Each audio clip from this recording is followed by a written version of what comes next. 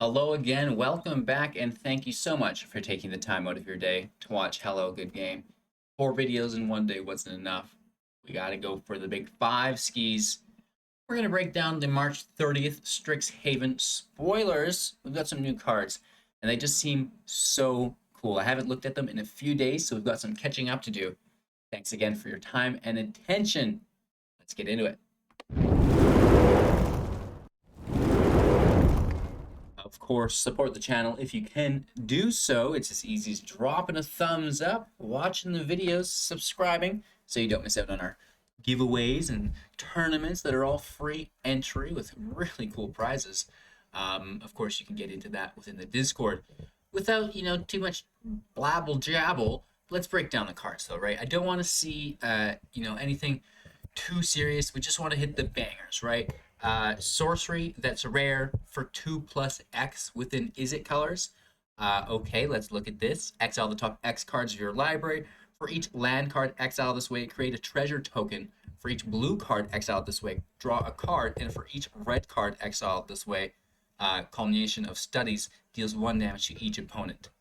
Woof. Talk about mana sink. That is so groovy. So really looking forward to the Is It Spellslinger decks.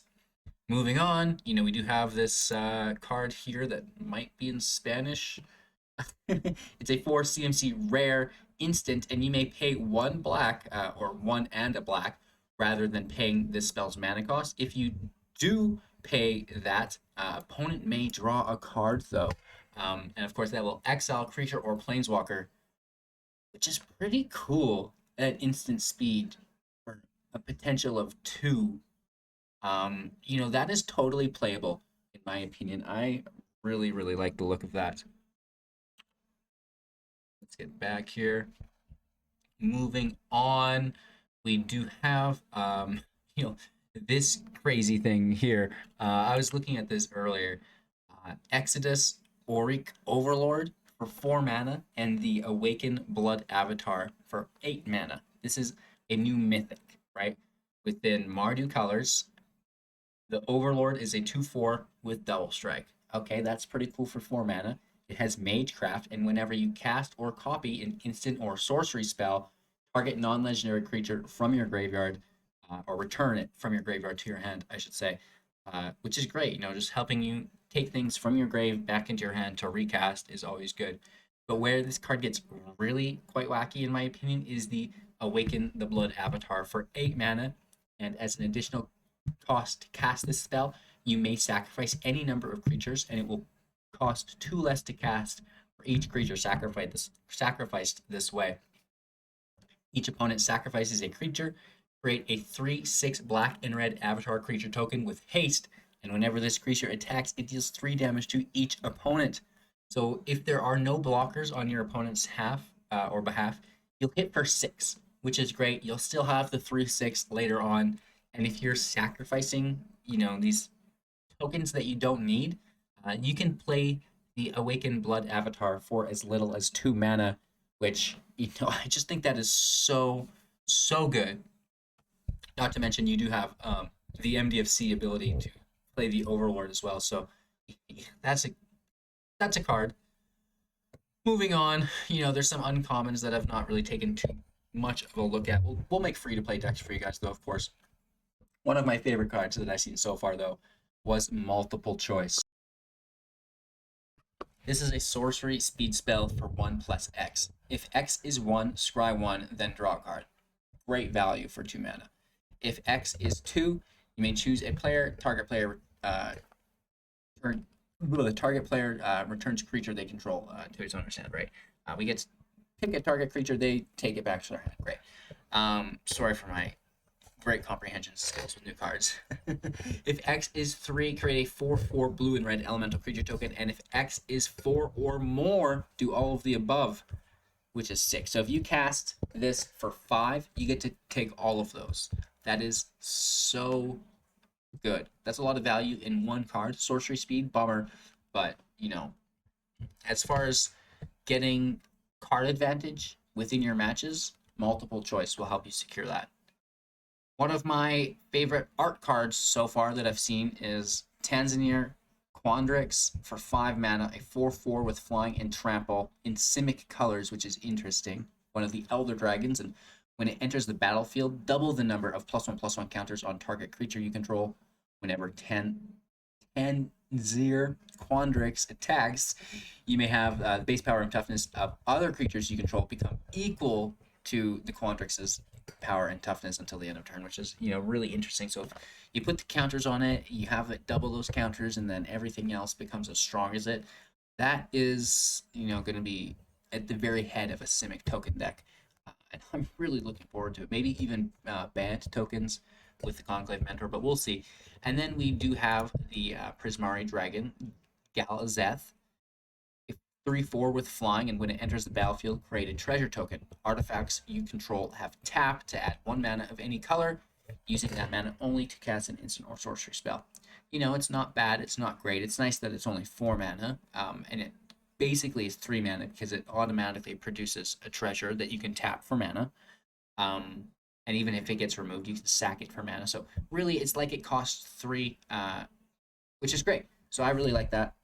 I'm just not as in love with it as I am with Quandrix, right? Moving on, we're talking about being in love with cards, and the Wandering are Archaic for 5 mana, and Avatar 4/4. Whenever an opponent casts an instant or sorcery spell, they may pay 2. If they don't, you may copy that spell. You may choose new targets for the copy. Wow. I absolutely love this, and I think, or I hope, that this sees like competitive play. That would be the coolest thing, just to have some avatar control going on. It's an MDFC as well, so this is 5 converted mana for 4/4 with an amazing ability. Pretty cool. But on the opposing side, we have the Wastelands for 3, so even less of a barrier to see play because of the reduced mana cost.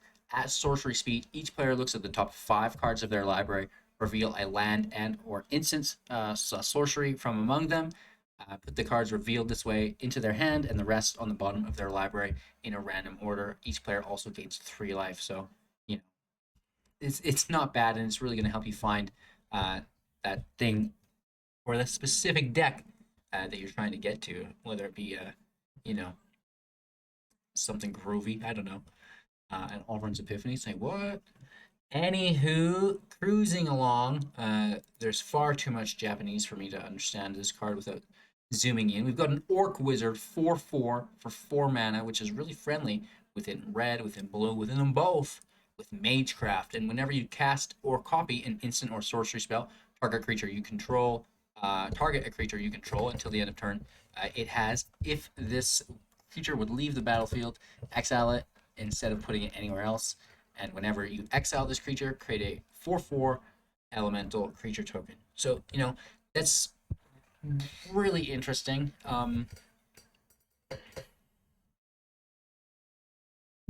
You have to be casting instances of sorceries every turn, which shouldn't be a problem, because if they're instances, you could cast it just right on top of it on the stack, you know, to kind of help protect you. So, you know, there's definitely going to be like a tempo deck, and I feel like that probably fits in there very well.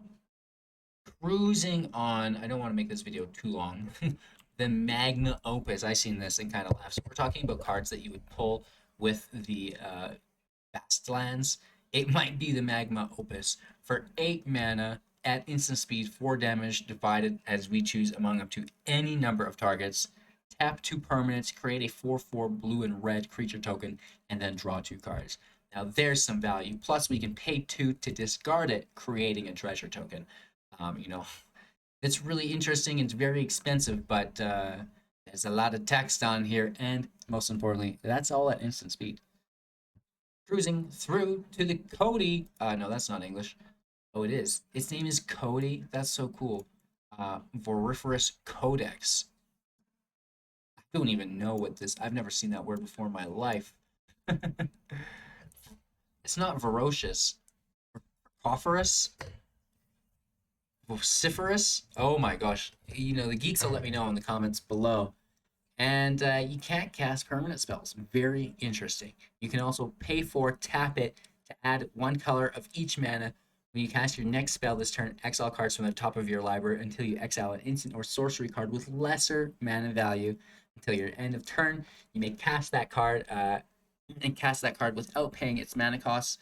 Put each other card onto the bottom of your library that wasn't cast this way. So this is pretty cool. You know, you can do with maybe the Magma Opus that we just seen. You know, that's an 8 CMC, so that's gonna basically let us cast anything that we want, which is really, really cool. Yeah, so like if you cast at 8 CMC and then you get to just like pull something with lesser value, it's gonna be a good time. But anyways, without again getting bogged down too much, getting to the Flame Scroll Celebrant and the Revel in Silence, another MDFC human shaman slash instant. Your opponents can't cast spells or activate Planeswalker's loyalty abilities this turn for 2 white mana, exiling the silence after. And the Celebrant is a 2/2/1, 2 CMC 2/1 that you can pay 2 to give it +2/+0 until the end of turn. And whenever an opponent activates an ability that isn't a mana ability, Flame Scroll Celebrant deals 1 damage to that player. You know, that's not bad, but overall, because they're combined together, I think very good value. Sparring Regiment. Now, this is a card I was excited to see for 3 CMC White Enchantment. When Sparring Regiment enters the battlefield, you learn, right? So that means we get to take a card with Lesson from our sideboard into our hand. And whenever you attack, put a +1/+1 counter on target attacking creature and untap it. Woof. No need for vigilance then. And the thing that set me off today with these spoilers was Hoffrey Ghostforge for 5 mana, a 4/5 dwarf cleric. Spirits you control get +1/+1, have trample and haste. Whenever another non-token creature you control dies, exile it. If you do, create a token that's a copy of that creature, except it's a spirit in addition to its other types, and it has, whenever this creature leaves the battlefield, return the exiled card to your graveyard. Plus it's a 4/5, right? So this is doing some stuff. Boros is looking friendly. Ifrit Flame Painter for 4 mana, a 1/4 double strike creature, and whenever a Flame Painter deals combat damage to a player, you may cast an instant or sorcery card from your graveyard without paying its mana cost. If that spell would be put into your graveyard, exile it instead. It doesn't care about its mana cost, you just get to free hit it. So you put trample on this, you put flying, menace, some form of evasion, and you can free cast from your graveyard, which is like super cool. The strict proctor or protector, sorry. No, it is proctor, isn't it? You know, my comprehension through the roof. LOL. 1/3 flying. Whenever a permanent entering the battlefield causes a triggered ability to trigger counter that ability unless its controller pays 2. Again, more of a taxation effect is always really cool. And, you know, maybe one of the better cards that I've seen today is the Blade Historian for 4 mana, human cleric, 2/3, attacking creatures you control have double strike. Whoa. Whoa, whoa, woo, whoa. Blade Historian is like, that's going to see play, I'm sure. Velomachus Lorehold, 7 converted mana, 5/5, flying, vigilance, haste. Whenever Velomachus Lorehold attacks, look at the top 7 cards of your library. You may cast an instant or sorcery spell with mana value less than or equal to Velomachus Lorehold's power from among them without paying its mana cost. Put the rest on the bottom of your library in a random order. It's expensive, but it's got haste and it gets you a free cast with something, you know, just less than 7. So technically, you know, you get 6 CMC for free. The Lorehold only costs 1, if you think of it that way. So crazy stuff going on there. Moving on, we do have the Illuminate History, a lesson for 4 mana. Discard any number of cards, then draw that many cards. If there are 7 or more cards in your graveyard, create a 3/2 red-white spirit creature token. Cool. Radiant Scroll Wielder, Dwarf Cleric, instant and sorcery spells you control have lifelink. Interesting. At the beginning of your upkeep, exile target instant or sorcery card at random from your graveyard. You may cast it this turn. If it was a spell that would enter the graveyard, that way exile it, which is, you know, to be expected, so you can't put yourself in too many loops. Semester's End. You know, this is one of those cards that I've seen again that just looks so good. Instant speed for 4. Exile any number of other target creatures and or planeswalkers you control at the beginning of the next end step. Return each of them to the battlefield under its owner's control. Each of them enters the battlefield with an additional +1/+1 counter on it, and if it was a creature, it's gonna get that. If not, it's a planeswalker, and it will receive a loyalty counter on it, which is so good. Protection from wipes is amazing. Academic probation for 2 mana. This is a lesson card, so again, tutoring this with a learn ability from our sideboard. Choose one. Choose a non-land card name. Opponents cast spells with the chosen name until your next turn, or they can't cast those, right? So, if you know what your opponent's playing, that's great. And that's why this is going to be in the sideboard. You identify what deck they're playing, you pull this, and then you shut them down. Choose target non-land permanent until your next turn. It can't attack or block, and its activated abilities can't be activated. The exact same thing. You just try to stop them, and if you're tutoring this every turn, right, you could lock them down for 4 turns potentially. Moving on, we do have the War Slinger for 3 mana, a 3/3 with Trample and Vigilance, Spirit Cleric, pushed Boros Clerics. Whenever vulnerable War Singer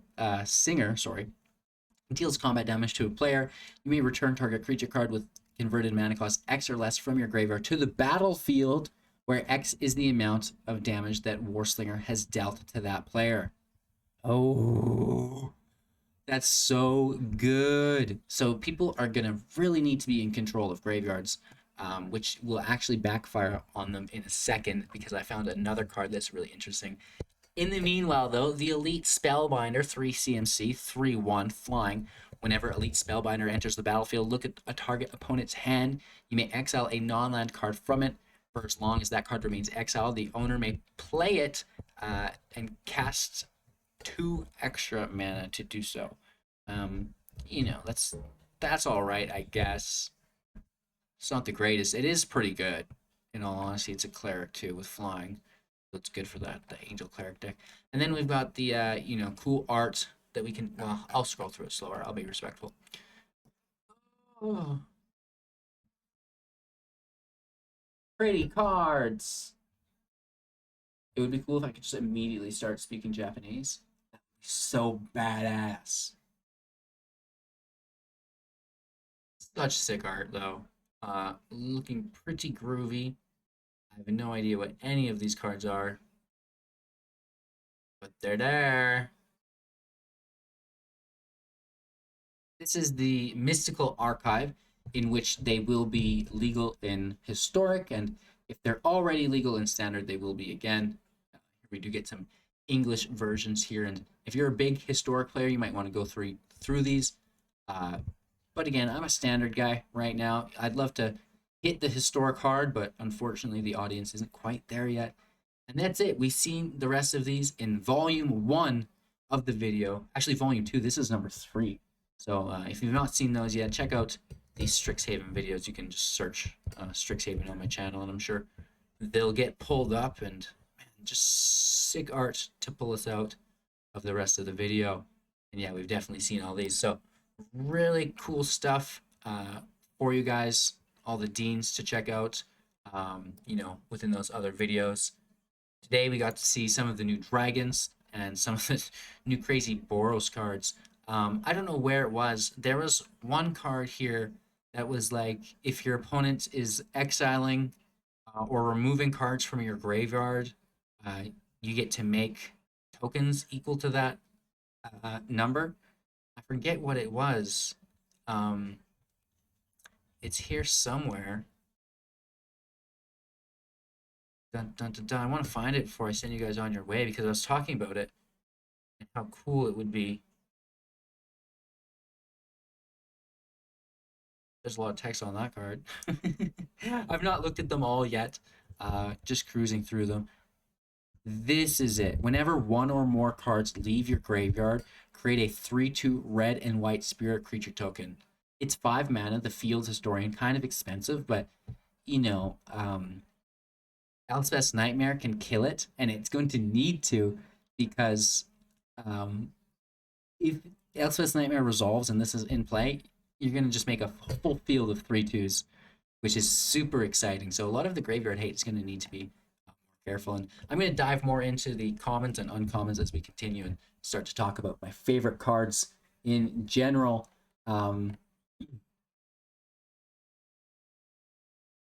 Oh, and it only creates one of the 3/2s as well. So not a whole field of them, but nonetheless, that's why we go through the cards so many times, is because often we see what we want, right? Be like, ah, right? So, with that being said, you guys, I'm glad I found that and sorted that out. Thanks for watching. Check out the other videos. Support if you can.